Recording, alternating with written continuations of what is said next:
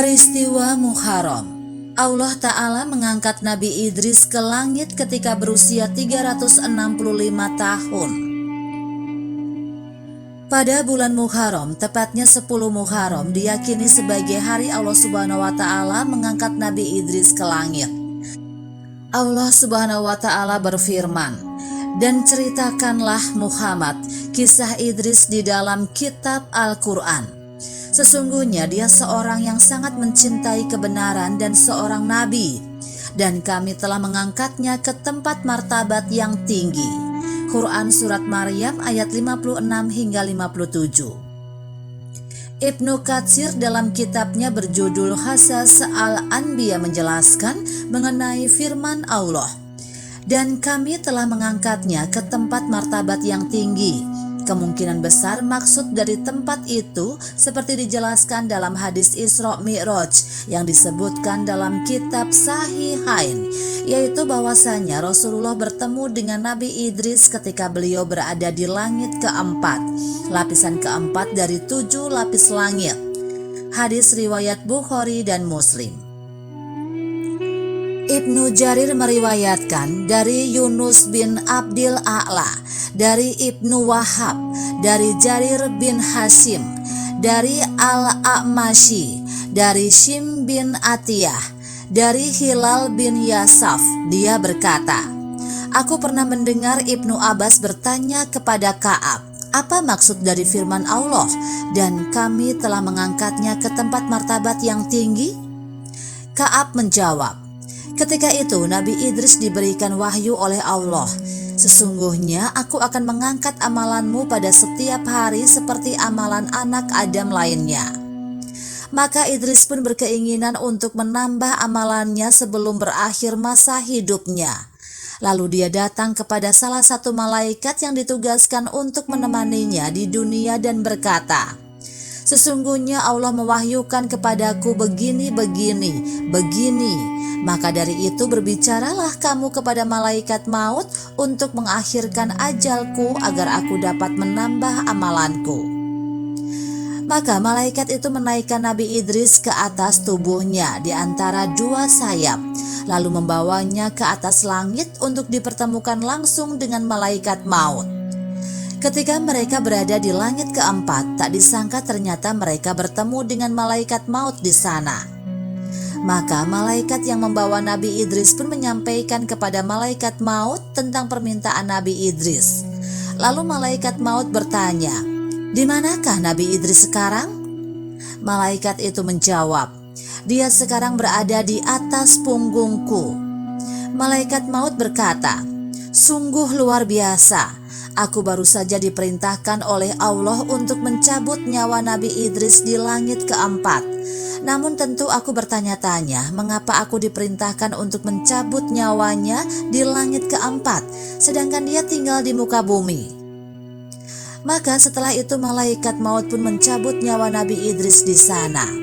Itulah yang dimaksud dengan firman Allah, "Dan kami telah mengangkatnya ke tempat martabat yang tinggi." Ketika menafsirkan ayat tersebut, Ibnu Abi Hatim juga meriwayatkan kisah yang hampir sama dengan beberapa tambahan, yaitu Nabi Idris berkata kepada malaikat tersebut, "Tanyakanlah kepada malaikat maut berapa sisa dari umurku." Lalu malaikat itu bertanya kepada malaikat maut dengan membawa serta Nabi Idris, "Berapa lama lagi sisa umur Idris?" Malaikat maut menjawab, "Aku tidak tahu sebelum aku memeriksanya." Lalu malaikat maut pun memeriksa sisa usia Nabi Idris. Kemudian dia berkata, "Anda bertanya kepadaku tentang seseorang yang usianya hanya tersisa sedikit sekali." Lalu malaikat itu menoleh ke sayapnya di mana Nabi Idris berada saat itu. Namun ternyata Nabi Idris telah dicabut nyawanya tanpa terasa olehnya. Ibnu Katsir mengatakan ini adalah salah satu riwayat Israiliyat atau palsu, dan di dalamnya juga terdapat kalimat yang tidak dikenali pada riwayat lain. Ibnu Abi Najih juga meriwayatkan dari Mujahid mengenai firman Allah, "Dan kami telah mengangkatnya ke tempat martabat yang tinggi." Dia berkata, Ketika diangkat ke atas langit, Nabi Idris tidak dalam keadaan meninggal dunia, sebagaimana ketika diangkatnya Nabi Isa alaihissalam. Apabila maksud dari riwayat ini bahwa Nabi Idris belum meninggal dunia sampai sekarang, maka tentu hal itu harus diperdebatkan. Namun jika maksudnya adalah dia diangkat ke langit selagi masih hidup, kemudian nyawanya dicabut di sana, maka hal itu sama seperti riwayat dari Ka'ab al-Ahbar sebelumnya. Wallahu alam. Al-Aufi juga meriwayatkan dari Ibnu Abbas mengenai firman Allah, dan kami telah mengangkatnya ke tempat martabat yang tinggi. Dia berkata, Nabi Idris diangkat ke langit ke-6 lalu dia meninggal dunia di sana. Riwayat ini juga disebutkan oleh Ad-Dahhak. Namun hadis muttafaq alaih, yakni hadis yang disebutkan oleh Bukhari dan Muslim yang menyatakan bahwa dia berada di langit keempat adalah riwayat yang paling benar. Dan riwayat ini juga menjadi pilihan Mujahid dan sejumlah ulama lainnya. Hasan Basri mengatakan, yang dimaksud dengan kata tinggi pada firman Allah, dan kami telah mengangkatnya ke tempat martabat yang tinggi, adalah surga. Beberapa ulama ahli kitab menyatakan bahwa diangkatnya Nabi Idris ke atas langit adalah ketika ayahnya Yared bin Mahlail masih hidup.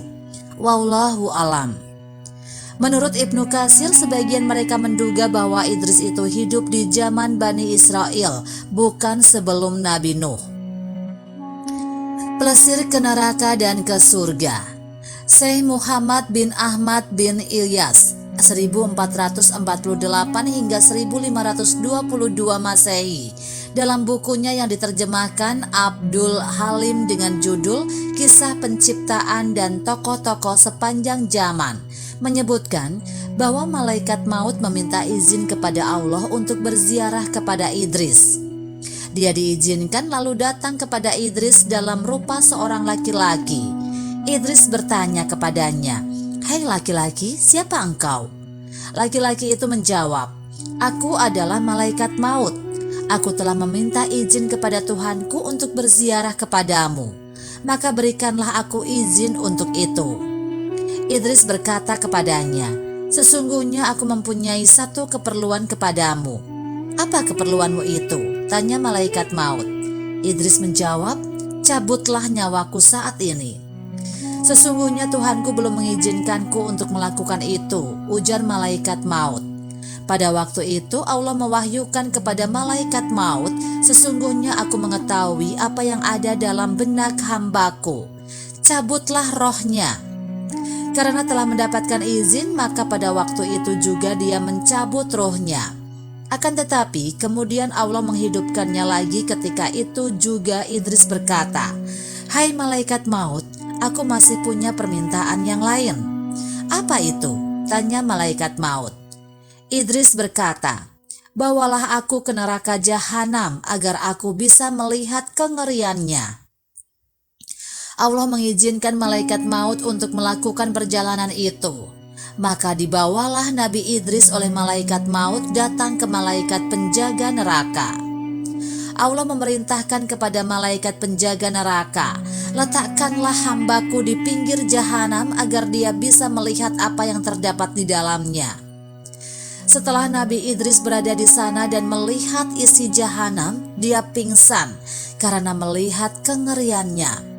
Lalu malaikat maut menghampirinya dan membawanya lagi ke tempat asalnya. Semenjak melakukan perjalanan ke neraka jahanam, Nabi Idris tidak memakai cela di matanya menjelang tidur, tidak bersenang-senang dengan makanan yang enak-enak dan minuman yang lezat, dan tidak memiliki tempat tinggal yang tetap karena kengerian yang pernah dia lihat. Nabi Idris mencurahkan diri beribadah kepada Allah dan menikah dengan seorang wanita yang kemudian mengandung anak laki-laki. Setelah anak itu terlahir, dia diberi nama Matushilak, dan cahaya yang ada di kening Nabi Idris pindah ke kening anaknya. Setelah anak itu besar, dia diberi wasiat oleh Nabi Idris, diserai suhuf, tali, dan tabut, dan dia diwasiati agar membaca suhuf, wahyu Allah, dan selalu mendirikan sholat.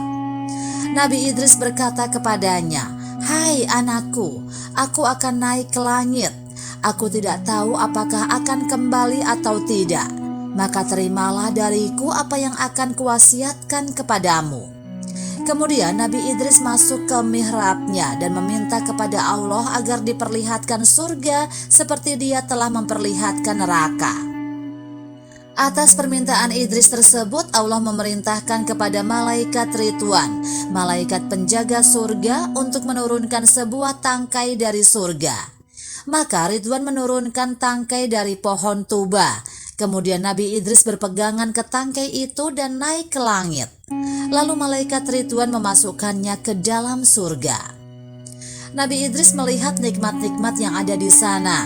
Setelah cukup lama berada di dalam surga, malaikat Ridwan berkata kepadanya, "Silakan keluar, engkau telah melihat surga dan isinya." Nabi Idris berkata, "Aku tidak akan keluar." Allah berfirman, "Tiap-tiap yang berjiwa akan merasakan mati." Quran Surat Al-Imran ayat 3, 185. Quran Surat Al-Anbiya 21 ayat 35.